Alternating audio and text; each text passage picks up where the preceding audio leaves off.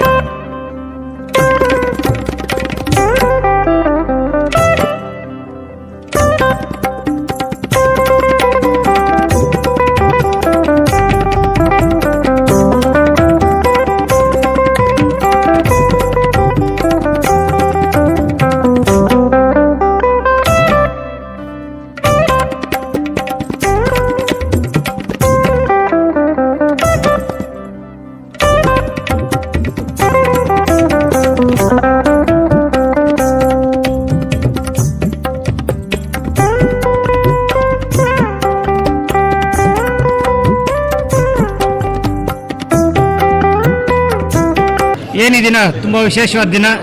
ಹನುಮ ಜಯಂತಿ ಉತ್ಸವವನ್ನು ನಮ್ಮ ಆನೇಕಲ್ ತಾಲೂಕು ಬನಹಳ್ಳಿ ಗ್ರಾಮದಲ್ಲಿ ತುಂಬ ಅದ್ಧೂರಿಯಾಗಿ ಆಚರಣೆ ಮಾಡಲಾಗ್ತಿದೆ. ಈ ಒಂದು ಕಾರ್ಯಕ್ರಮ ನಿನ್ನೆಯಿಂದನೂ ಸಹ ದೀಪಾಲಂಕಾರ ಇರ್ಬೋದು ಮತ್ತು ಹೋಮ ಹವನ ಇರ್ಬೋದು ಮತ್ತು ಬೆಳಗ್ಗೆಯಿಂದನೂ ಅನ್ನ ಸಂತರ್ಪಣೆ ಕಾರ್ಯಕ್ರಮವನ್ನು ಸಹ ವಿಶೇಷವಾಗಿ ಹಮ್ಮಿಕೊಳ್ಳಲಾಗಿದೆ. ನಿನ್ನೆ ಸಾಯಂಕಾಲದಿಂದನೂ ಅನ್ನ ಸಂತರ್ಪಣೆ ಕಾರ್ಯಕ್ರಮ ಇರ್ಬೋದು ಎಲ್ಲನೂ ಸಹ ತುಂಬ ಯಶಸ್ವಿಯಾಗಿ ನಡೀತಾ ಇದೆ. ಮತ್ತು ಇವತ್ತು ಸಂಜೆ ಸಾಂಸ್ಕೃತಿಕ ಕಾರ್ಯಕ್ರಮಗಳನ್ನು ಸಹ ಏರ್ಪಡಿಸಲಾಗಿದೆ.